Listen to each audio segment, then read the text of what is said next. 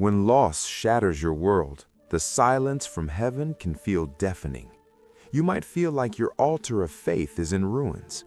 But hear this: your grief is not a sign of weakness. It is the raw material for a deeper restoration. Today, I'm going to show you how to rebuild your faith by turning your pain into a quiet, unshakable trust in God. There are seasons in life where everything you believed in feels like it collapsed overnight.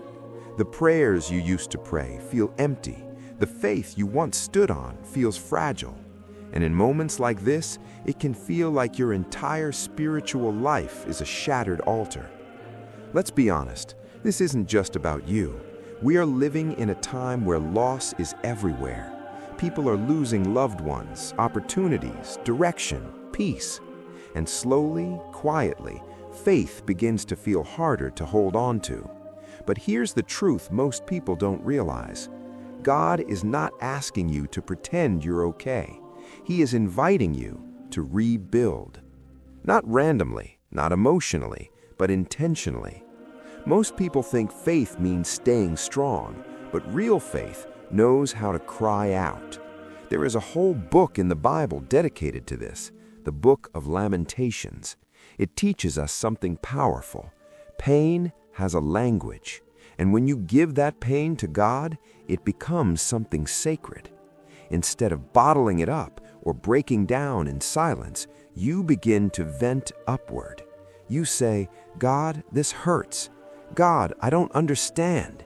God, where are you?" And that honesty keeps your grief connected to Him.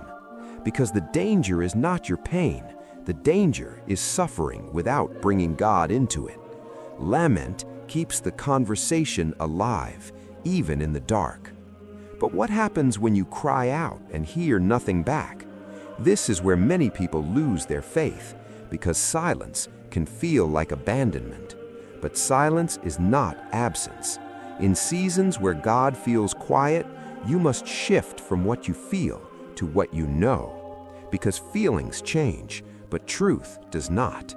This is where Scripture becomes your anchor, not social media, not distractions, not temporary escapes, because those things will only drown out the very voice your soul is desperate to hear. Instead of asking, "Why is God silent?" start asking, "Who has God always been?" Faith grows when you trust His character, even when you cannot hear His voice. Now this is where the rebuilding begins. You stop leaning on what is temporary and start standing on what is eternal. God's love does not change. His promises do not expire. And one of the most powerful truths you can hold on to is this: His mercies are new every morning. That means you don't have to figure out your whole life today.